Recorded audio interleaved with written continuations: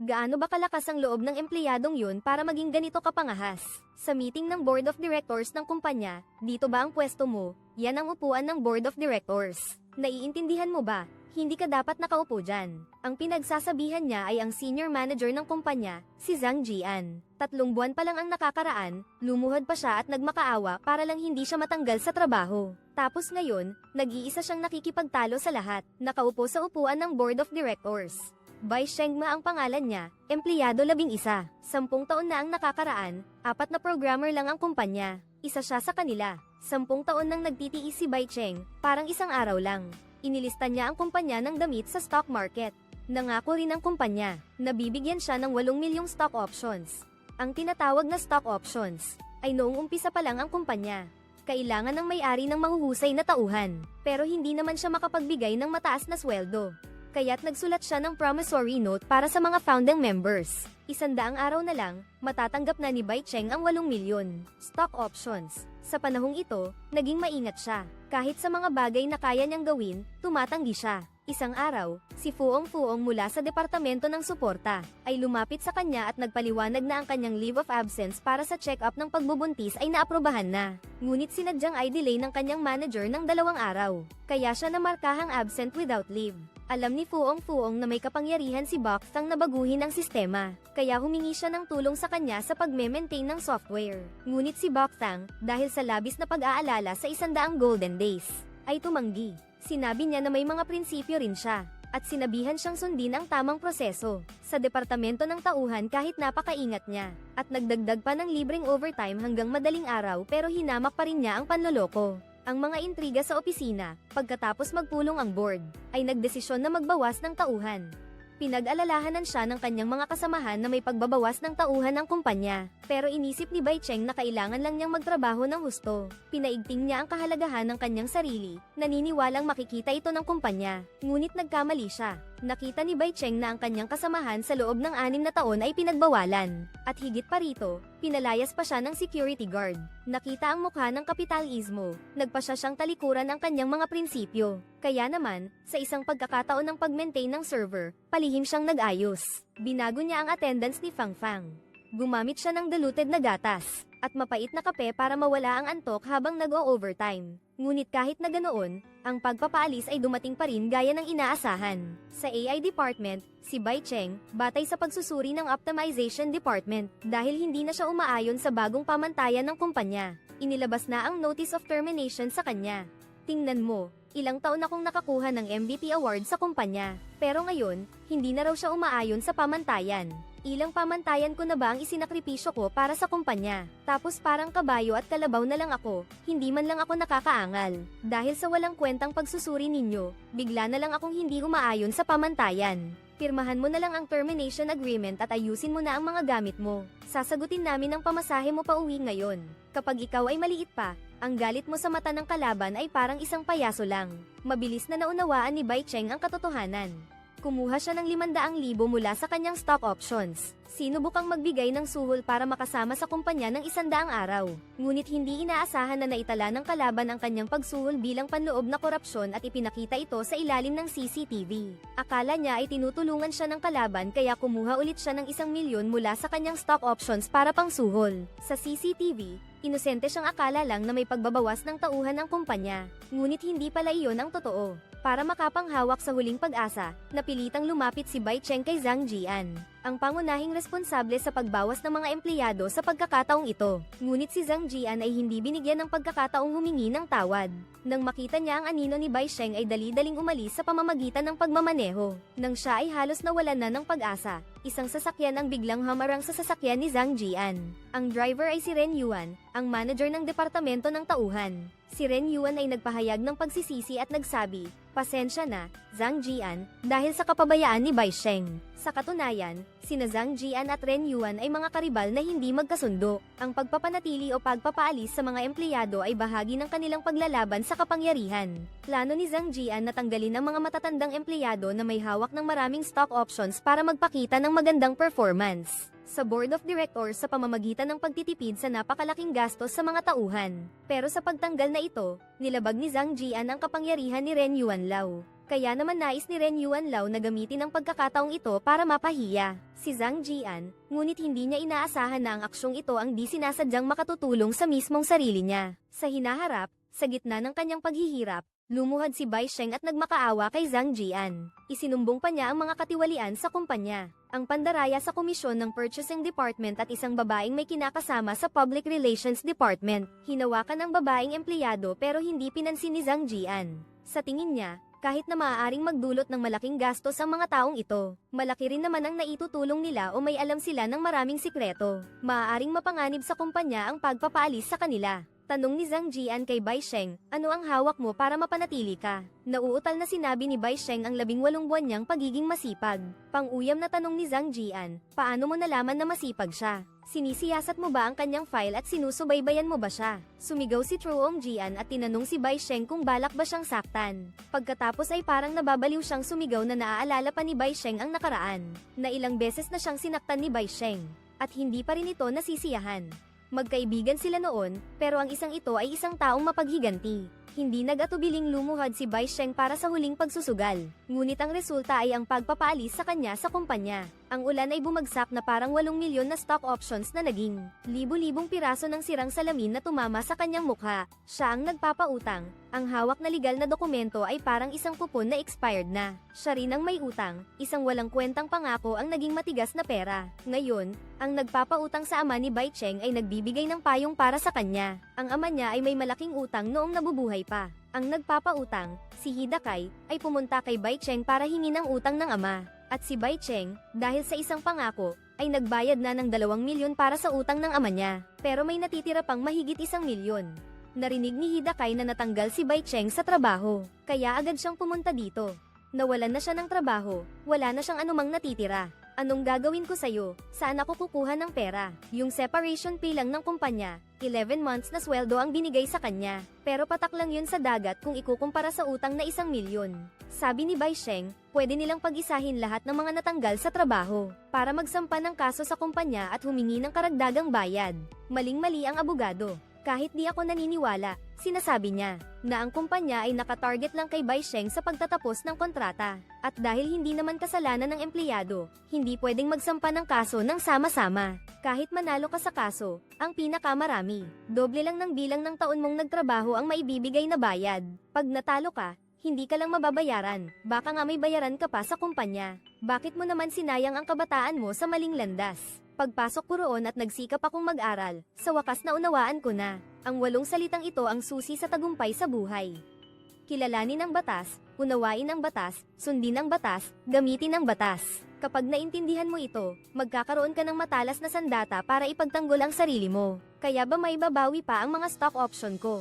Sige na, huwag mo nang pagnasaan ang nasa bibig ng iba. Pinilit siya ni Hachdaka na pumirma ng kontrata para mabayaran ang utang. Mas pinili ni Bai Sheng na mamamatay kaysa sumunod at sinabing may naisip na siyang paraan para mabawi ito. Ang mga stock option na sinasabi ni Hachdaka na, para mabawi ang mga stock option, kailangan talaga niyang manatili sa kumpanya. Isang pirma na lang ang kulang para matanggal si Bai Sheng sa trabaho. Para makabalik sa kumpanya, kailangan niya ng isang taong magtatanggol sa kanya, isang leader o kamag-anak. Pero wala naman si Bai Sheng sa mga bagay na ito. Gayunpaman, ang sumunod na sinabi ni Hachdaka ay nagbigay liwanag sa kanya, o kaya naman ay mayroon kang espesyal na halaga sa kumpanya. Pirma na, mayroon akong pinakabagong teknolohiya na kailangan ng kumpanya. Tiyak na papabalikin nila ako sa kumpanya. Hintayin mo lang na makuha ko ang stock options ko. Doble ang babayaran ko sa iyo. Magpaliwanag ka pa. Agad na na-interested si Hachdaka. Pero wala namang bagong teknolohiya si Bai Sheng.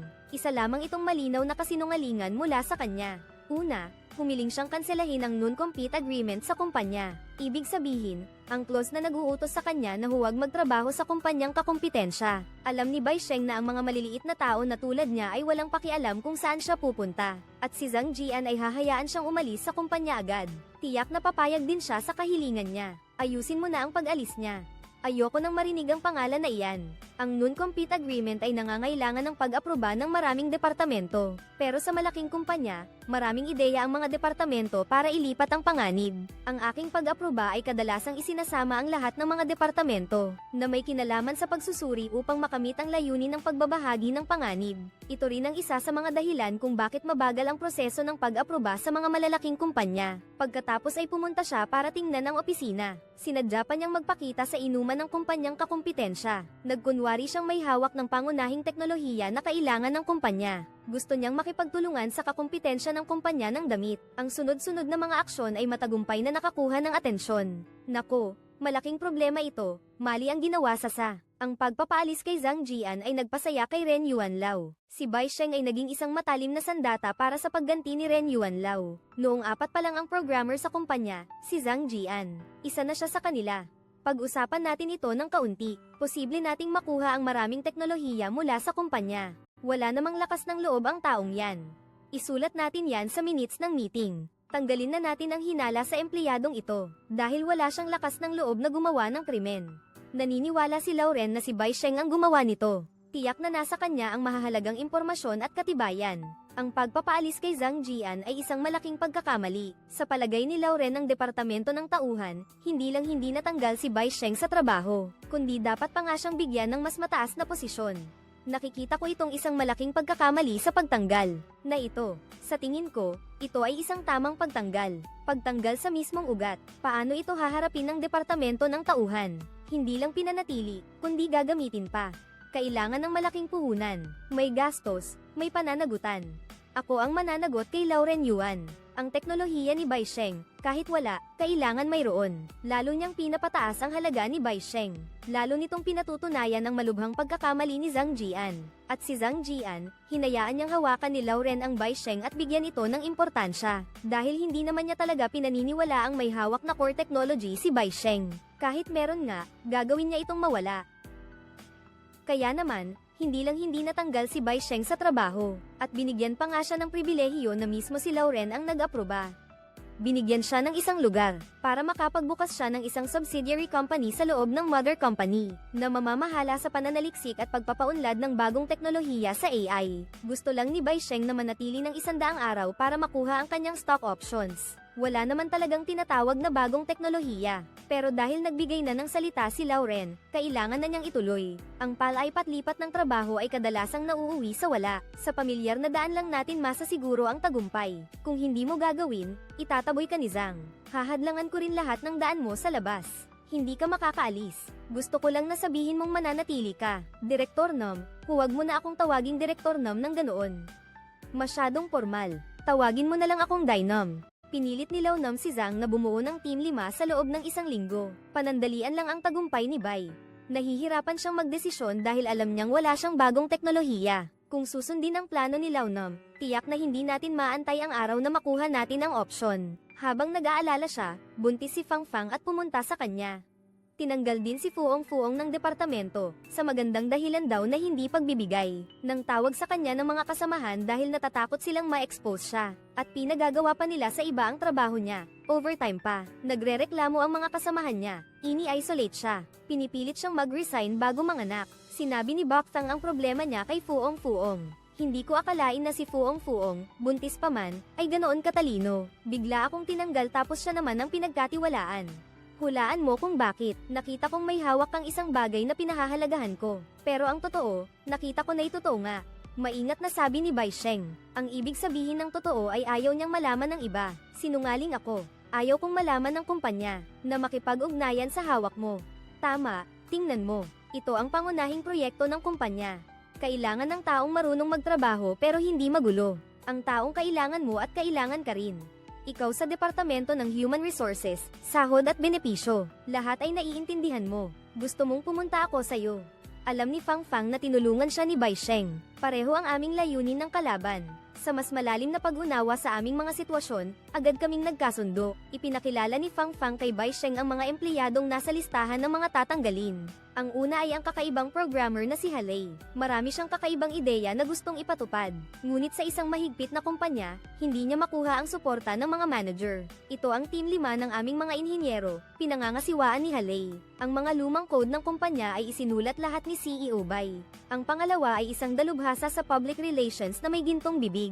Si Johnny, magaling siyang magpaganda ng mga resulta, may malakas na kakayahan sa pakikipag-usap, at mayaman sa karanasan sa opisina. Ito ang Team 5 ng Market at Public Relations natin. Ang namamahala kay Johnny, si Johnny 3, ay mga taong hindi pinapansin ng kumpanya. Hindi sila kasing kilala ng Halloween, hindi rin sila kasing tanyag ni Johnny. Dumaan sila sa mahigpit na pagsusuri ng kumpanya, at ngayon ay limitado na lang sa pagbili ng kape at pag-order ng pagkain para sa mga senior manager. Ilang baso na naman ang bibilhin natin ngayon, Ate Fuong? Ang hirap pala ng pagsusulit na uri pati na rin ang pagsasalang. Para lang pala kayong pinagbibili ng kape. Ate Fuong, hindi ba't bumili ka rin naman ng kape? Nag-order lang naman ako ng pagkain tapos umakyat sa saw, pero naisip ko rin, bakit nga ba kailangan kong bumili ng 1,000 tasang kape pa kaysa sa iba, para lang makapasok sa trabaho? Kung hindi ko gagawin ang mga gawaing yan, na nakakaubos ng maraming oras, mas mauunlad kaya ang aking karera. Sa susunod, hayaan nating sila na mismo ang bumili. Sa pagkakataong ito, hayaan nating sila na mismo ang kumuha. Sila ang aming tauhan sa pananalapi at legal. Ako si Manager. Magandang araw po, Pangulong Bai. Magandang araw sa inyong lahat. Opisyal nang nabuo ang Team 5 ng Bai Sheng. Balak sana niyang magbigay ng isang mahabang talumpati, nang makuha niya ang kanyang papel at matuklasan ang mga salitang na paulit-ulit na narinig mula sa mga mataas na opisyal. Ngayon, nahihirapan na siyang magsalita. Naramdaman niyang maaaring maging awkward siya sa opisina. Katulad niya ngayon, pero hindi pwedeng maging matigas ang ulo at luma na. Hindi na natin magagamit ang mga salitang ito na puno ng pagkukunwari. Sinasayang lang natin ang oras ng iba nang walang anumang paggalang. Walang kompetisyon o pag-aagawan ng pwesto. Sama-sama tayong umuunlad. Masayang nabubuhay sa isang malayang mundo, isang malusog na sistema sa opisina. Ang tunay na kalusugan ay ang pakiramdam ng kaliwanagan kapag sumisikat ang araw sa mga ulap. Doon lang natin mapagtutuunan ng pansin ang pakikipag-usap sa mga kasamahan gamit ang ating mga kakayahan. Hindi sa pamamagitan ng kapangyarihan para supulan ng bawat isa. Dapat tayong maging mga tagapagtayo, hindi bilang mga biktima na nagsisiksikan sa trabaho. Tinanggal na nila ang mga hadlang sa komunikasyon. Opisyal nang naitatag ang pabrika ng Super AI Bubble. Malaya ang kapaligiran sa trabaho, masaya at nagtatawanan ang mga kasamahan. Ngunit hindi nagtagal ang magandang tanawin, sinisiyasat ni Zhang Jian ang mga kasinungalingan ni Bai Sheng. Sa pangalan ng Human Resources Department, espesyal na inatas ang mag-supervise kay Zhou Wanggao. Isinasagawa ang inspeksyon sa pabrika ng Bubble, ngunit ang tunay na intensyon ni Zhang Jian ay ang pagkuha ng 10 ebidensya na hindi umiiral ang Super AI. Susubaybayan ko si Bai Zhang. Sana ay gabayan niyo pa ako sa hinaharap. Natakot si Bai Cheng na mabunyag ang katotohanan kaya't gumamit siya ng kakaibang tono ng pananalita nang tawagan niya si Fang Fang. Naunawaan ni Fang Fang ang ibig sabihin at agad na tumugon nang mabuksan ni Zhou Wanggao ang pinto. Ang maayos na paraan ng pagtatrabaho ay nagpawala ng pag-aalala kay Bai Cheng. Ang pagdating ni Zhou Wanggao ay inakala ni Johnny na isang mayamang binata lamang na nasa isang walang kwentang posisyon. Para lang daw ito sa pangalan at hindi makakakita ng anumang kahinaan sa departamento. Alam ito ni Bai Cheng sa kanyang puso, pero hindi na siya nakapagsalita pa. Kinagabihan, pagkatapos ng trabaho, nanatili si Zhou Wanggao sa kumpanya at kumuha ng 10 ebidensya. Binuksan niya ang drawer ni Fang Fang at nakita ang work log ng empleyado. Natuklasan niyang walang tunay na pag-unlad ang pangunahing gawain. Nang panahong iyon, palihim ding nagmamasid si Bai Sheng. Kinuha niya ang kanyang telepono at balak sana itong kunan ng larawan, ngunit hindi pala niya napatay ang flash kaya nagulat ang kanyang kalaban. Nakita iyon ni Bai Sheng kaya naman tumakbo siya palabas. Hindi naman hinabol ni Zhou Wanggao si Bai Sheng at nanatili lamang ito sa harap ng bintana. Naghihintay siya sa paglitaw ng target. Nang mga oras na iyon, nakarating na si Bai Sheng sa pintuan. Ang dalawa, ang isa ay nasa itaas at ang isa ay nasa ibaba, ay parehong nagmamasid sa mga susunod na pangyayari. Pagkatapos, nagulat si Zhou Wanggao kay Zhang Jian. Sinabi niya na natuklasan na ng kalaban ang kanyang layunin. Sinabi ni Truong Jian na ang kanyang pag-iral ay ganap na lihim. Kinaumagahan, pinagtanong niya ang lahat. Mula sa dahilan kung bakit sila umalis sa dating departamento, hanggang sa personal na buhay ng mga empleyado, sapat na upang patunayan sa maikling panahon, na hindi nila kayang tapusin ang pananaliksik at pag-unlad ng Super AI. At kahit na matapos nila ito, ang dami ng mga kalkulasyon ay napakalaki. Mayroon din itong malaking problema. May dalawa akong proposal dito. Ang proposal ng Bubble Factory. Ang dating proposal mo mismo. Maliban sa iba't ibang pangalan ng proyekto, halos eksaktong magkapareho ang iba pa. Sa proposal ng proyekto ng Bai Cheng Bubble Factory, sa huling pahina, ang dalawang karakter na entrustment ay isinulat bilang palakay. Ang Presidente Bai ay talagang makakalimutin, nakasulat din ito sa iyong proposal. Hindi rin ako masyadong matalino. Talaga bang nakilahok ka sa ang AI ng Bai Cheng? Ano na nga ba ang progreso ng proyektong ito? Naisip mo na bang posible na hindi naman talaga umiiral ang AI technology ni Presidente Bai? Nagduda si Halo rito kaya agad niyang kinwestiyon si Bai Sheng. Hanggang saan na ba ang narating ng Super AI, Bai Sheng? Para makagawa ng Super AI, kailangan ng hindi bababa sa 500 kalkulasyon. Pero hindi lang mali ang pagsulat ni Bai Sheng sa proposal. Hindi rin umabot sa standard ang bilang ng hinihinging kalkulasyon. Humingi pa ako ng mahigit 100 kalkulasyon. Mukhang malapit na itong maaprubahan. Tatawagan ko ang mga nag-aaproba. Lahat ng iyon ay labag sa loob na pinaniwalaan ni Halo. Pagkatapos ay hinanap ni Bai Sheng ang direktor. Gusto niyang mahiram ang 150 na kalkulasyon, pero 100 pa lang ay 8 milyon na. Dahil kulang ang pondo, tinanggihan siya agad ng direktor. Para hindi maghinala, nag-isip si Bai Sheng ng paraan. Hiniram niya sa direktor ang isang kahon ng mga kalkulasyon. Si Bai Sheng ay pinahahalagahan ng kumpanya. Bigla na lang siyang nagkaroon ng pribadong pakikipag-usap sa isang mataas na opisyal. Ginamit niya ang pagnanais na umangat sa posisyon ng kanyang kasamahan. Muli siyang nagtagumpay na makahiram ng 150 sa kumpanya. Nagduda si Zhu Wanggao kaya itinapon niya ang ilan. Ang nakakagulat, totoo pala ang nasa loob. Nahulaan ni Bai Sheng ang kalaban, pero ang Halo, agad na nakita ang kahinaan. Pero ang mga kalkulasyon ay walang bakas, na ginamit na. Nangangahulugan din ito na ang Super AI ni Bai Sheng ay hindi pa nagagamit ng datos. Kasabay noon, natuklasan din ni Zhu Wanggao ang problema. Natuklasan niya na ang mga pangunahing kalkulasyon ay hindi gumagana, hindi umiilaw, hindi kumukonsumo ng kuryente. Ito rin ang dahilan kung bakit hindi nakita ni Halo ang datos. Bai Zhang, mayroon ba talaga kayong AI na ganyan? Wala naman, di ba? Sigurado iyon, sinabi niya na natatakot siyang may makialam. Gumawa pa nga siya ng peking server at sinabing ang Super AI ay isang proyekto ng kumpanyang may mataas na seguridad. Pero kung lihim nga ito pati sa mga researcher at developer. Ang tanging mapatunayan lang ay ang Super AI ay hindi naman talaga umiiral. Naramdaman ni Johnny, ang veterano sa opisina, ang panganib. Kaya naman nagpresenta siyang mag-resign, isang grupo ng mga taong may pangarap, na nasayang dahil sa kasinungalingan ni Bai Sheng. Nawalan din sila ng trabaho. Samantala, sa kabilang banda, mataas ang pag-asa ni Chuang na makuha kay Zhang Jian ang ulat tungkol sa kalagayan ni Bai Sheng. Ngunit hindi sinasadyang nakita niya sa mesa ang papel na may utang na sulat ni Bai Sheng. Pati na rin ang kasunduan sa pagwawakas ng kontrata sa paggawa. Tungkol kay Bai Sheng, nakaramdam si Chuang na may kakaiba. Pumunta siya sa silid ng mga arkibo para tingnan ang ulat sa pagtatasa ng trabaho ni Bai Sheng. Natuklasan niya na palagi itong nagpapakita ng kahusayan at handa na siyang i-promote. Ngunit ang kabuuang puntos ng pagtatasa niya ay 65 lamang. At ang salik na direktang nakakaapekto sa kanyang puntos. Ito ang huling pagsusuri ni Zhang Jian sa kanya. Ang dahilan ay dahil malubhang napinsala ni Bai Sheng ang imahe ng kumpanya. Dahil sa utang ng kanyang ama, si Bai Sheng ay binansagan ng mga maniningil ng utang na manloloko gamit ang spray paint sa gate ng kumpanya. Ito ang dahilan kung bakit nawalan ng 7% ang kumpanya. Nakita ni Zhu Wanggao ang kaawa-awang kalagayan ni Bai Sheng kaya pansamantalang kinansela niya ang ulat kay Zhang Jian. Pagkatapos ay dumating si Lauren dito para sa proyektong may malaking halaga ng kumpanya. Mula nang simulan ng proyekto, ako ang naggarantiya sa inyo. Pinaglalaroan ninyo ba ako? Pinapangit ninyo ang pangalan ko. Sasabihin ko sa inyo, kung hindi kayo makagawa ng produktong AI, huwag na huwag kayong aalis. Tinapon ni Lauren ang request for transfer ni Bai Sheng sa mesa. Pinatay niya ang balak umalis ng lahat at pinapanalo si Bai Sheng. Isang buwan ang deadline para maipakita ang resulta. Wala nang ibang paraan si Bai Sheng. Kailangan niyang aminin na ang Bubble Factory ay isang panloloko. Pero kahit na may namatay dahil sa pera, ayaw pa rin niyang magsalita. Ginawa ko to para sa stock options. Lahat ng ginagawa ko, para madaling makuha ulit ang parte ko. Ang trabahong pinaglaanan ko ng aking kabataan. Ang trabahong pinagtagumpayan ni Bok Thang dahil sa kanyang stock options, na nagdulot ng pagkawala ng trabaho sa lahat ng empleyado. Sandaling panahon, nag-aalboroto ang mga reklamo. Nang mga oras na iyon, humingi ng tulong si Fuong kay Johnny gamit ang kanyang mga mata, para malutas ang sitwasyon.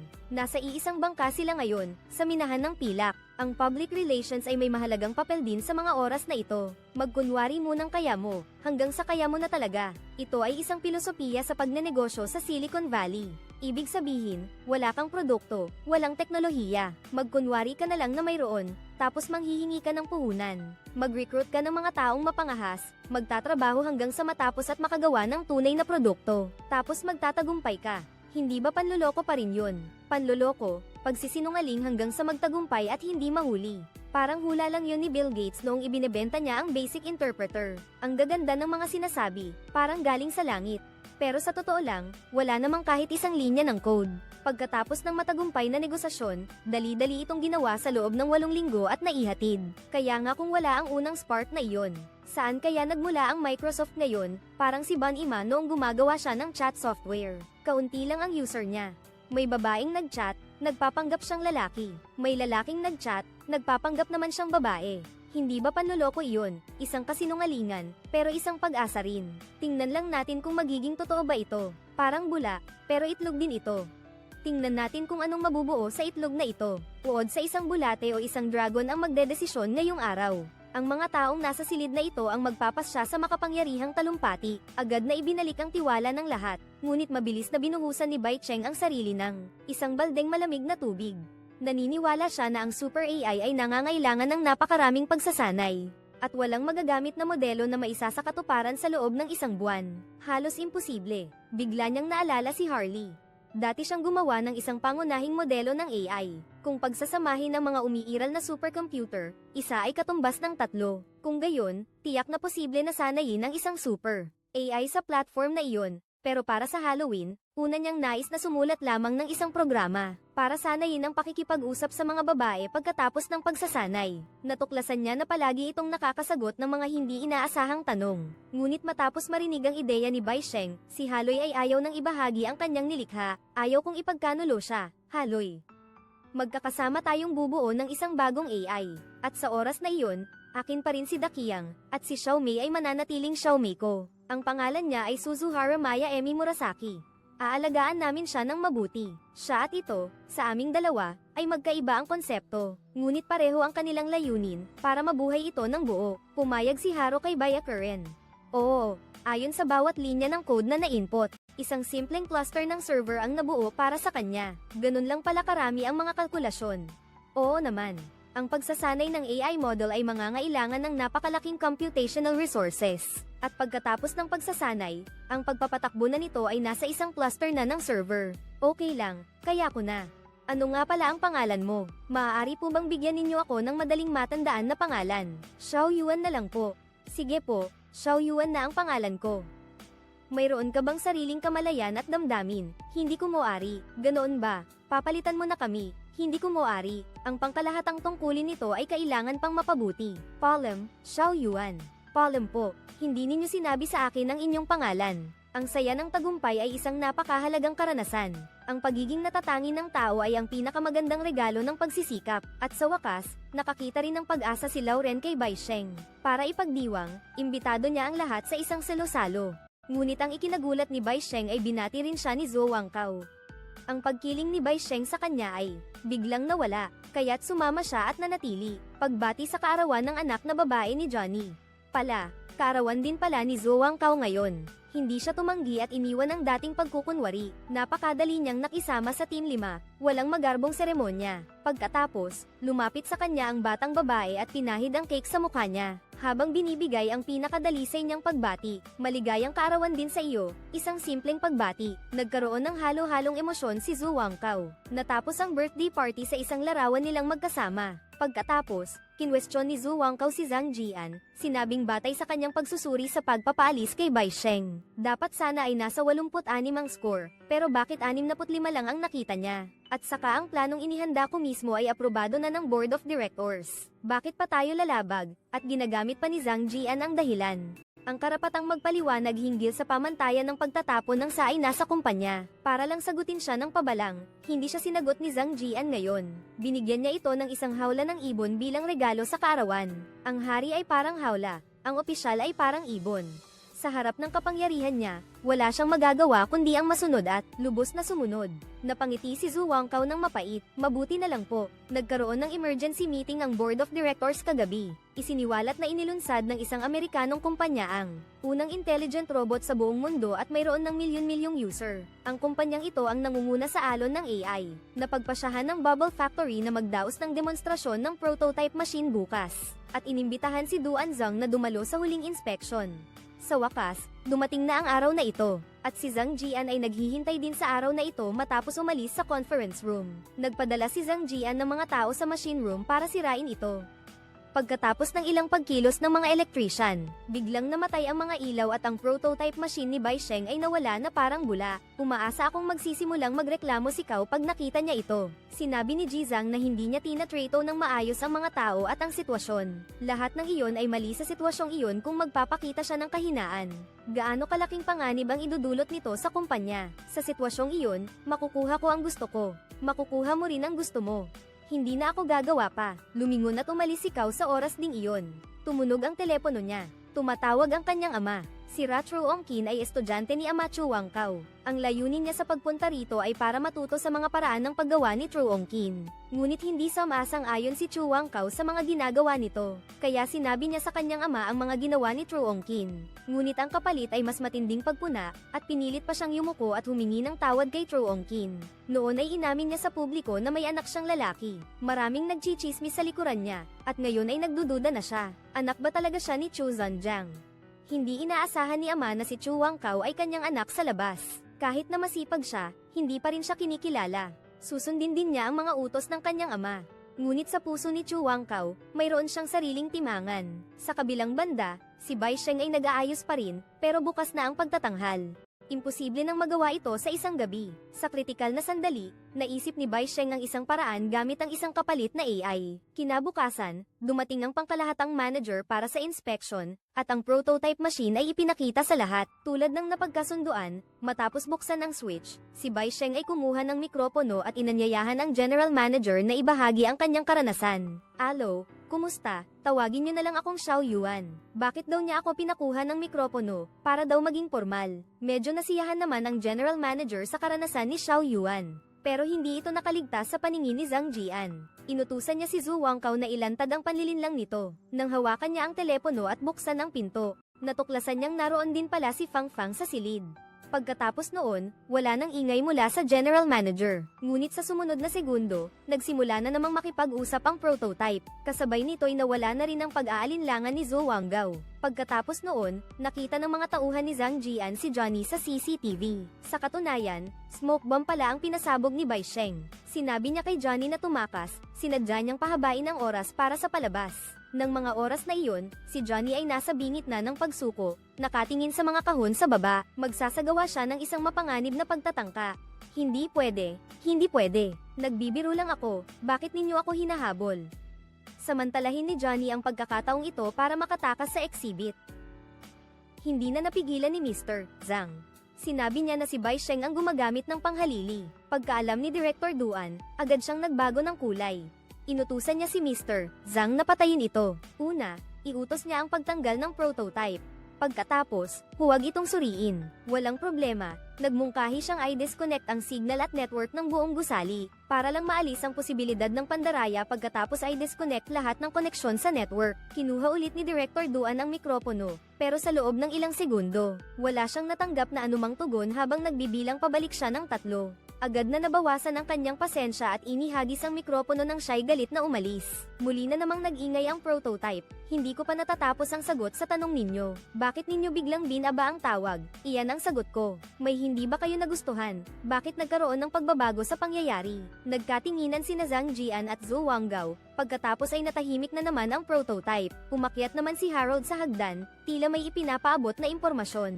At ang eksena ay nasaksihan ni Zhou Wanggao. Kaya sinundan niya ang target papunta sa rooftop. Bigla na lang sumulpot si Fang Fang at pinigilan siya. "Anong gagawin mo? Nag-i-schedule kayo ng pandaraya, alam mo ba yun? Hindi pa sapat ang pagkamatay ni Bai Sheng mag-isa, bakit hindi ninyo isipin ang inyong sarili? Gusto ko lang manganak ng mapayapa. Gusto ni Johnny na mapalaki ng mapayapa ang anak namin. Gusto ni Harold na maging batang-bata sa bahay habang buhay. Ito ang unang pagkakataon na magkaroon kami ng bubble machine. Isipin ninyo ang inyong sarili. Tapos kayo, anong ginawa ninyo noong sinira ninyo ang prototype? Iniisip ba ninyo kami? May dahilan ako kung bakit ko kailangang sirain ito. Mayroon din akong dahilan para protektahan ito." Tinulak ni Chuang Kao palayo si Fuong. Nasaktan si Fuong sa tiyan. Agad na lumapit si Chuang Kao para suriin siya. Hindi inaasahan, nahuli pala sila sa patibong ng kalaban.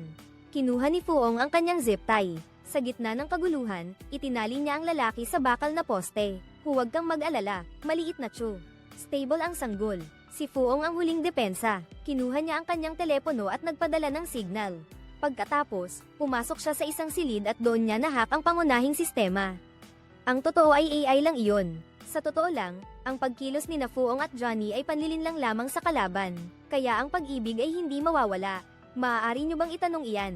Pinatunayan nitong lahat ay buhay pa rin. Ang pangkalahatang larawan ay nagpapakita ng isang mukha na puno ng kasiyahan. Sa kabilang panig, si Zhu Wangkao ay nakalaya na rin sa pagkagapos. Sumunod siya sa mga wire papunta sa gilid ng rooftop. Pagkatapos, si Bai Sheng ay gumamit ng laser emitter na konektado sa prototype machine. Kinuha niya ang kanyang telepono at nag-video. Nang makita niya ang mapang asar ng ngiti ng Team 5, naalala niya ang tagumpay ng prototype machine sa unang anibersaryo nito sa victory party. Pati na rin ang masayang kapaligiran na puno ng cake sa mukha. Bakit ako pa? Sa legal na aspeto, ikaw ang supervisor ng Bubble Factory. Sa personal naman, ikaw ang anak ng guro ko. Si Chu Shenjiang ang unang nagtanggal ng banta sa kumpanya. Walang iba kundi ikaw ang may hawak ng puso ni Chuang. Agad na gumuho ang plano ni Tanging Kao gaya ng dati. Hindi niya inilantad si Bai Sheng.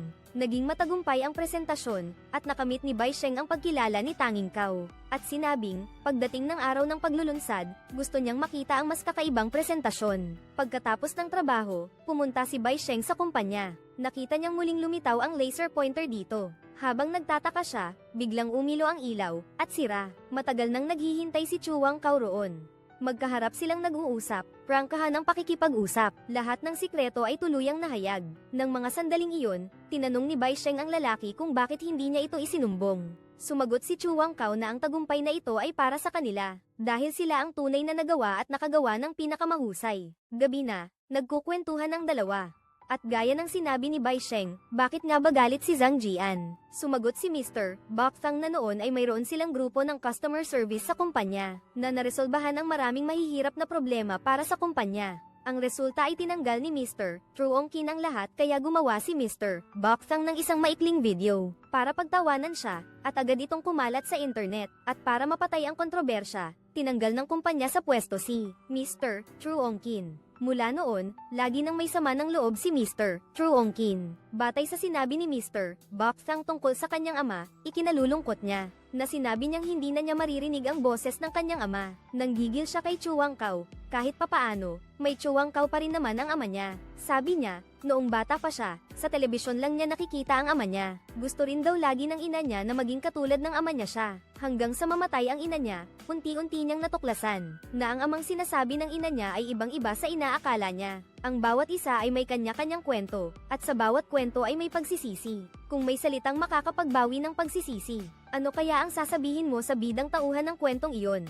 Marami kang pagpipilian ng stock na maaaring magbigay sa iyo ng napakaraming pera. Kaya mong bigyan si mama ng magandang buhay. Naririnig mo ba yan, Papa? Ang magandang buhay ay pangarap ng karaniwang tao, pero ang pangarap na yon ay nagiging pagsisisi sa huli. Sinikap ni mama na sundin ang sinabi mo, Papa, pero bakit parang mali ang ginagawa ko, Papa? Ang bias ng tao ay isang uri ng pagkiling. Ang malalim na pag-unawa sa bias na ito ay hindi mababago, pero kailangan nating maging mapagmatsyag. Kailangan pa ring makagawa ng tamang pagpapasya sa loob ng napakaikling panahon. Malinaw na nagawa ito ni Zhu Wangkao pagkatapos ng isang taos-pusong pag-uusap. Sila ay naging magkaibigan sa harap ng koponan. Ang produkto ni Bai Sheng ay lumikha rin ng alon sa industriya. Siya ay biglang sumikat bilang isang bagong teknolohiyang bituin. Pumunta si Lauren para batiin siya sa kanyang pag-promote at pagtaas ng sahod. Ang mga dating kasamang pinagtatrabahuhan na pinagbawalan noon ay sunod-sunod na nag-apply. Pinaalalahanan siya ni Zhu Wangkao na kung tatanggapin niya silang lahat, maaari siyang mawalan ng kontrol. Nakaranas na ng sakit si Bai Cheng dahil sa pagkakaalis sa trabaho. Hindi niya pinakinggan ang payo ni Zhu Wangkao. Hindi niya inaasahan na ang isang balita ay kumalat ng mabilis, at ang kanyang departamento ay biglang napuno ng mga tao. Pero ang progreso ng CIA ay nasa 20% pa lang. Kung may bigla ang inspeksyon ng kumpanya, haharap pa rin siya sa mga pagsubok. Pero bago pa man mawala ang isang problema, may sumusunod na naman. Dumating si Lauren para ipaalam sa kanya na ang kalaban ay hindi nasisiyahan sa kanyang AI. Kaya gusto nilang magkaroon ng online competition. Pagkatapos ng isang buwan, malalaman na kung sino ang mananalo. Mataas ang pag-asa ni Lauren sa kanya at lubog na lubog siya sa magagandang pangarap niya. Hindi man lang binigyan si Bai Cheng ng pagkakataong makapagpaliwanag. Parang kulog na bumulaga kay Bai Cheng ang nangyari. Hindi niya alam kung gaano katagal iyon. Ang tunog ng telepono ang gumising sa kanya mula sa panaginip. Kinuha niya ang telepono at sa kanya lang nalaman na ang 8 milyong niyang stock options ay aktibo na. Maaaring i-convert anumang oras. Wala siyang sinabi at agad na nag-isip ng paraan para makontak si Dakay. Gusto niyang tulungan siya nitong mailipat ang pera sa ibang bansa. Nakita ni Dakay ang kanyang intensyon. Xiaobay, labag sa batas yan, tatakas ka ba? May paligsahan sa isang buwan. Hindi ko matatapos ang produkto. Tapos yung mga tauhan mo, ayoko ring tumakas. Gusto ko ring makasama silang gumawa ng produkto. Pero sigurado akong hindi ko matatapos yun. Malalaman ng kumpanya na niloko ko sila, boss kanila. Isipin mo kung ano ang ginawa ng tatay mo. Ang tatay ko, nasaan siya roon, ilang oras, boss. Gusto mo bang maging katulad ng tatay ko, lalaban hanggang sa mamatay? Ayaw ni Baktang na matulad sa nangyari sa kanya kaya humingi siya ng tulong sa isang hacker kapalit ng 3 milyon. Para lang hindi na siya maging utusan at hindi na siya habulin ng mga taong hinihingian niya ng pera. Ibinigay niya ang lahat sa kumpanya pero sa huli, naging pabigat pa siya. Iniisip niya ang gusto ng iba, kaya kahit ayaw niya, nagbibigay pa rin siya. Binayaran niya ang utang ng kanyang ama, tapos siya naman ang naging may utang. Pero ang hacker na iyon ay may sariling mga prinsipyo. Pangarap niyang maging abogado, kahit na nagtitinda lang siya sa bangkita. Para sa kanya, marangal ang trabaho niya, ang pagkuha ng utang para sa kumpanya sa loob ng maraming taon, kung hindi dahil sa pagbabayad ng utang na loob. Ang ibig sabihin ay hindi rin siya masasadlak sa sitwasyon ni Bai Sheng. Gusto ni Bai Sheng na makuha muli ang kanyang stock options para mabuhay ng mas magandang buhay. Gusto ni Da CA na makuha ang huling utang para sa kumpanya. Para magawa ang trabahong gusto nila, pareho silang nagsasapanganib para sa kanilang mga pangarap. Si Da CA ay naglalakad patungo sa araw, sa isang malawak na daan. Narinig niya ang isang tunog, at si Da CA ay muling pumasok sa dilim. At pumayag si Da CA sa kanya. Pagkatapos, bumalik si Bai Sheng sa kumpanya. Gusto niyang palitan ang kanyang stock options sa pinakamabilis na paraan. Noon, sinabi ni Chuang Kao ang totoo, na natanggal siya sa trabaho. Ang pagtanggal sa kanya ay hindi dahil sa kanya, kundi dahil sa dami ng stock options na hawak niya, kasama na ang mga bagong empleyado.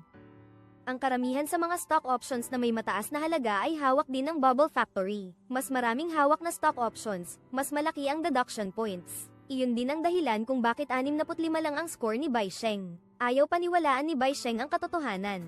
Nagpatuloy si Chuang Kao sa pagsasalita. Lahat ng departamento ay nagpapabawas ng tauhan. Ang pabrika lang ng lobo ang naghahanap ng tao. Ito ay isang pakana ng testigo para sadyang itulak ang mga taong ito sa pabrika ng lobo. Kung may ebidensya siya sa sitwasyong alam ng lahat ng empleyado. Kung mapatunayang peke ang prototype, gagamitin ni Zhang Jian ang dahilan para itago ang kanyang masamang intensyon o pananagutan. Sisisante niya ang lahat ng tao nang walang anumang babayaran.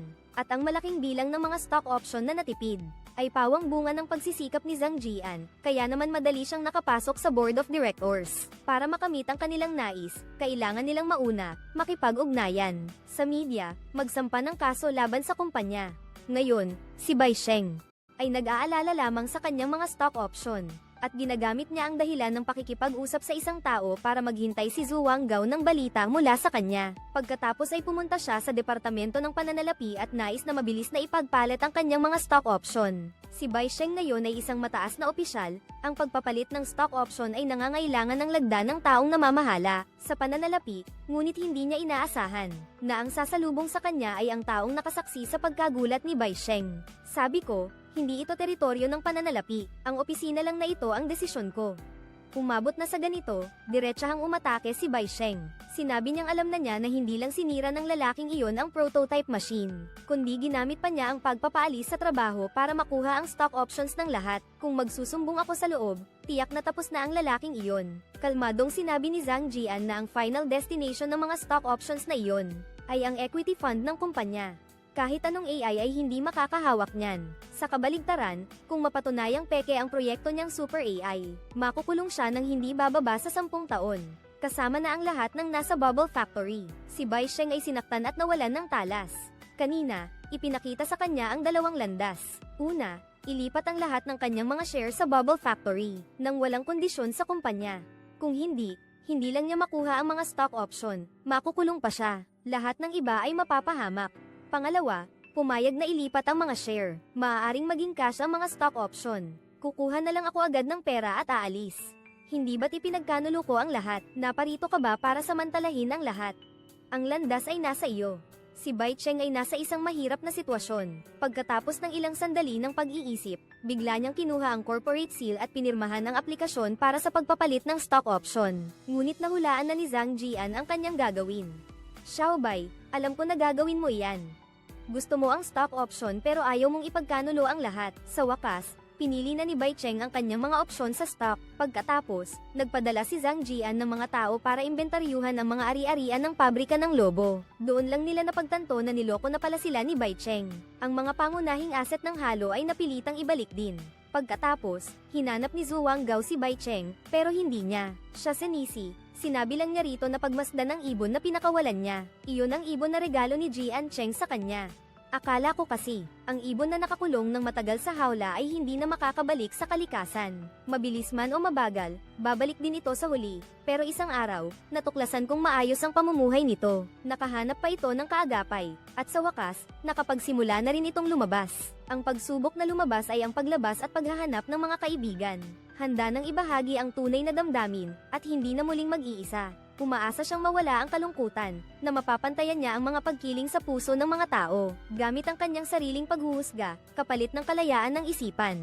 Upang malabanan ang kalungkutan, nagtiyaga siyang manatili sa kumpanya ng 100 araw. At sa huli, ginamit niya ito para makuha ang 8 milyong stock options. 3 simpleng hakbang lang para sa isang matagumpay na pag-uwi. Pagbabalik sa lugar na kanyang laging pinapangarap, masayang-masaya ang ina nang makita siyang umuwi, at dumating ang mga kapitbahay. Ngunit si Bokthang ay tila malamig at kakaiba. Tinulungan tayo ng husto ng tiyahin mo, kaya papasukin natin sila. Pagpasok nila, lumabas ka na.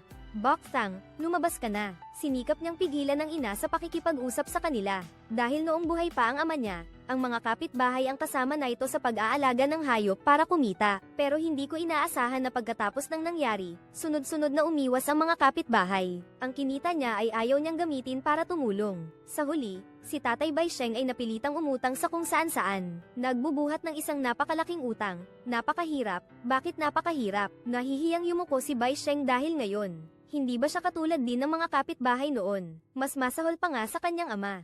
Lumingon siya sa malawak na karagatan. Parang nanalo siya, pero parang nawala rin ang lahat. Ayaw niyang tahakin ang landas ng kanyang ama. Ngunit tinahak niya ang landas ng kapitbahay. Masakit na naisip niyang bumalik sa kumpanya at hanapin si Lauren. Alo, saan ka pupunta? Pagkatapos ng meeting, ano? Ako na ang gagawa niyan. Ano? Maniwala ka ulit sa akin. Pwede ba? Anong trump card ang meron ka para maniwala ulit ako sa iyo? 8 milyon na stock options, sapat na ba yun? Inilagay ni Bai Cheng ang lahat ng kanyang ari-arian sa pastahan. Nakakuha siya ng isang pagkakataon para mabaligtad ang sitwasyon. Nakiusap siya sa isang hacker na maging abogado niya. Hiniling niya sa kumpanya na kanselahin ang kontrata ng paglipat ng stock. Ang walang kondisyong pagsuko pagkatapos ng matinding pagtatalo kay Chief Inspector A ay naging isang negosasyon na may 7 pagkatalo. Ito ay nasa plano na ni Bai Cheng. Dahil sinadya niyang pahabain ito, para makakuha ng oras, para matalo si Lauren, at magkaroon sila ng dahilan. Pagdating ng panahon na magtatayo ka ng legal aid booth, masasabi mo sa iba na, nakaharap ka na sa isa sa mga pinakamahusay na abogado sa bansa. Tama ba? Sapat na ba ang oras na nakuha mo? Sapat na. Lahat ng empleyado ng Bubble Factory, agad na nagtatapos ang may bayad na bakasyon. Pinagtibay ito ng boto ng mataas na konseho. Inaatasan si Bai Cheng na maging tagapangasiwa at agad na simulan muli ang proyekto. Inihahanda ng kinatawan ng kumpanya ang paglahok sa kompetisyon ng AI. Pagkatapos ng 1 buwan, kung ang AI ay pumapayag, mula sa pagtanggi hanggang sa pagsang-ayon, may karapatan itong pumirma rito. Tagapangulo ng Lupon at CEO, Wang Tianron. Sapat na ba yun? Lauren, mali ang taya mo. Huwag kang bastos, magsalita kang maayos sa harapan ni CEO Bai. Mayroon pa kayang ibang hindi maputi na nakaharap sa pinakamalaking hamon. Ito ay sa Halloween, ginamit niya ang 5 taon. Nakakausap sa kanya gabi-gabi, kaya naging emosyonal si Suzuhara Maya. At si Emi Murasaki, naging emosyonal din ako sa kanya. Ulitin mo nga ang buong pangalan niya. Pero, si Suzuhara ay parang kapatid ko na. Tama na nga yan. Hindi ko pa naisip na tulungan ang kahit anong AI, para lang sa sarili ko. Tumulong na siya noon. Nang dahil dito, nagpasalamat si Fuong Fuong kay Bokthang dahil sa pagtulong nito sa pag-aayos ng kanyang mga datos para sa kanyang leave. Sinabi ni Bokthang na tinulungan niya lang ito, pero kahit na ano paman, ang pagtulong na lang ay mahirap na. Nakakita na ako ng napakaraming taong nanunulak sa kapwa nila sa hukay, samantalang kakaunti lang ang mabubuting loob. Kaya naman, sinadya man o hindi, basta't tinulungan ninyo ako, lubos akong magpapasalamat. Bok TNG. Siguro, sa una, ang kailangan lang niya ay isang taong magaling magsalita, pero sa panahong ito, napatawad na ako ng anak ko. Dahil dito, babalik din ako kung babalik ka rin. Kung babalik ka, sa tingin ko, kaya nating iligtas. Suzuhara Maya Emi Murasaki. Ano ulit yun? Pakisabi ulit.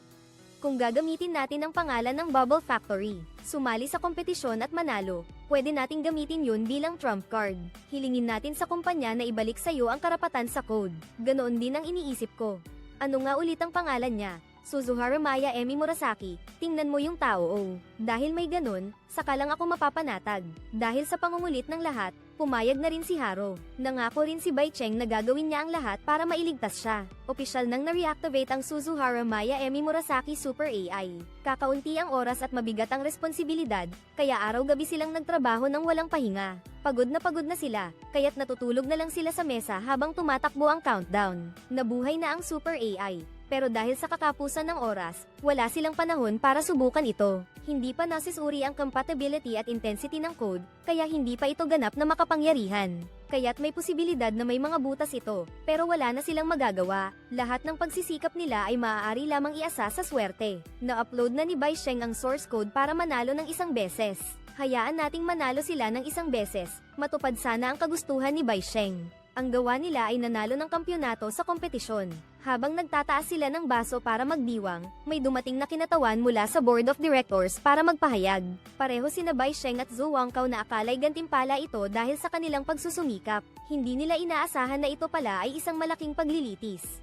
Sa sandaling bumukas ang pinto ng conference room, nabunyag ang kasinungalingan. Inimbento ni Bai Cheng ang kwento upang maiwasan ang pagpapaalis, na sinasabing siya ang may hawak ng core technology. Lubos na itong nailahad sa screen ng board of directors. Mariing inamin ni Bai Cheng na sa simulay wala silang core technology. Ngunit ngayon, ang kanilang pinag-aralang Super AI ay nanalo na sa kompetisyon. Ito rin ay katotohanan. Pagkasabi niya nito, ang mga miyembro ng board of directors ay puno ng paghamak sa tinatawag nilang Super AI. Ay isang kalahati lamang na produkto na hindi kayang makayanan ang matinding pagsusuri, sa pamamagitan pa rin ng chairman ng board of directors at ng kanyang malalaking koneksyon. Nakapag-angat ang kanilang produkto bilang kampyon. Sinabi ni Zhang Jian na nagsisisi siya at nakikilala na niya ang katotohanan. Agad namang pinabulaanan ni Zhou Wangkao na si Zhang Jian ang Sam Iris sa prototype machine. At ninakaw pa ang karapatan ng mga empleyado sa pagbili ng stock. Ang founder ang dapat magsisi, hindi iba. Hindi ka naman external auditor ng Zhou Company, Zhou Wangkao. Ano ba ang na-supervise mo? Sino ka ba para makialam dito? Kahit anak pa yan ni Zhu Shenjiang ng Shanghai, hindi pwede. Zhu Shenjiang, Mr. Zhu ng Wanguo. Ang puting tagumpay ay isang mandaraya at manloloko na nagpaparumi sa mga kabataan. Iniutos ni Zhang Jian na palayasin si Zhou Wangkao. Nagbuwis ako ng buhay para sa kanya. Ngunit sa huli, wala man lang akong karapatang makinig. Dahil dito, wala nang anumang pag-aalala si Bai Cheng sa kanyang puso. Kumuha siya ng upuan at umupo. Sa oras na iyon, sinaway siya ni Zhang Jian. Iyan ba ang iyong upuan? Iyan ang upuan ng board of directors. Naiintindihan mo ba? Hindi ba't hindi rin ako pwedeng umupo rito? Walang pag-aalinlangang sagot ni Bai Cheng. Pagdating sa seniority, si Wang Chunwan ang namunguna. Pero sa boardroom, lahat ng tao, walang sino man ang makakahigitan kay Bai Cheng. May karapatan siyang umupo rito dahil sa kanyang sarili. Dahil sa mga dating kasamahan na iniwan at nangangailangan ng paliwanag. Ang employee ID ko ay 11. Kayo pong nakaupo rito. Ang may mas mataas na employee ID kaysa sa akin ay si CEO Wang lang. Gaano kaliit ang dating kumpanyang Ouchuan. Ngayon, lumago na ito ng husto. Maraming dumating, at maraming umalis. Naaalala ko ang 54 na mapagsamantalang kontrata na nagdulot ng kaguluhan. Ang mga nagsisilbing panangga sa harapan ay mga gwardya. Pagkatapos ay naging mga kontratista silang lahat. 56 ang pinakabagong app na inilunsad natin ay may malubhang bug. Naging sanhi ito ng pagkawala ng pera ng mga nagdedepositong kliyente. Ang mga babaeng customer service representative natin ay nasisigawan ng ilang daang beses sa isang araw. Pagkatapos magkaroon ng intelligent customer service, marami sa kanila ang natanggal sa trabaho. Nangako tayong magdadamayan sa hirap at ginhawa, pero saan na ang mga paghihirap na pinagdaanan natin? Bakit hindi ninyo kami hinintay? Ito naman ang pag-unlad ng industriya. Pero nangako kayo sa amin noon. Isang pangakong magiging masaya tayong lahat. Naniniwala kami, at unti-unti naming isinabuhay ang mga sinabi ninyo. Unti-unti naming ginawang katotohanan ang mga sinabi ninyo. Tapos ano, naging bahagi lang pala kami ng proseso ng produksyon. Wala na palang puwang para sa amin sa hinaharap. Naiintindihan ko na. Tinatanggap ko na. Gusto ko lang magdala ng kaunting bagay mula rito. Ito lang naman ang una ninyong ipinangako sa akin. Kaunting bahagi na lang nito, dala na ng pawis ko, luha ko. Kaunting bagay na ito ay gusto ninyong agawin. Bakit? Isang napakaseryosong akusasyon ito. Konseho nang ipagkatiwala sa Pangulo ng Department, ang pag-optimize ng plano ni Zhang Jian para sa pagpapaalis. Lahat tayo ay sumang-ayon at bumoto na walang anumang hindi makatarungang pamantayan, hindi ba? Pero si Zhang Jian ay direktang nag-uulat sa iyo. Zhang Jian, sinuyo ko ba siya? O sa madaling salita, hindi ko sinabi sa iyo na tanggalin ang mga empleyadong may stock options. Wala akong sinabing dapat mong baluktutin ang plano ng pagtanggal. Dapat mong malaman iyan. Ang ganyang pagkilos ay hindi mapapatawad. Magsisiyasat kami. Kung mayroon kaming matibay na ebidensya, hihingi kami sa iyo ng paliwanag. O kaya naman, isang paliwanag lang din naman ang magiging sagot mo. Pero ngayon, ang dapat nating pag-usapan ay ang paglabag ng empleyado sa mga regulasyon. Tama iyan. Dapat siyang parusahan ng mahigpit. Sa puntong ito, pinutol ni Wang Tianran ang paglilitis. Sinabi niya sa board na tumataas ang presyo ng stock ng Bubble Factory ni Bai Cheng. At ang buong mundo ay nakatuon sa kumpanya ng damit. Sa alon ng AI, nangunguna rin ang kumpanya ng damit. Pagkarinig nito, agad na nagbago ang ekspresyon ng mga kapitalista. Nagulat din si Bai Cheng. Ang AI natin, hindi naman kaya wala. Kung gayon, ituring na lang natin itong pagbili ng cloud service. Ang ating hinaharap na AI, ang super AI ni Bai Cheng, ay talagang hindi maganda. Ngunit ang mga kapitalista ay magaling kumita ng pera gamit ang mga kwento, tulad ng isang brilyanteng walang hanggan. Isang napakagandang romantikong bula na walang katumbas. Ang mukha ng kapitalismo sa sandaling ito ay lubos na naisa sa larawan. Iminungkahi pa ni Wang Tianran ang pabrika ng bula, dahil nagdudulot ito ng malaking pakinabang sa kumpanya. Ang isyu ng pagpapaalis ay kasabay ding pag-alis sa lupon. Masiglang itinaas ang mga kamay bilang pagsang-ayon sa mungkahi. Sa totoo lang, ang nakikita nating si Bai Cheng ay isang papel lamang ng kapitalismo. Ang kapitalismo, kapag nakaranas ng panganib o pagkabigo ng plano, gagawing dahilan ng isang tao o isang bagay.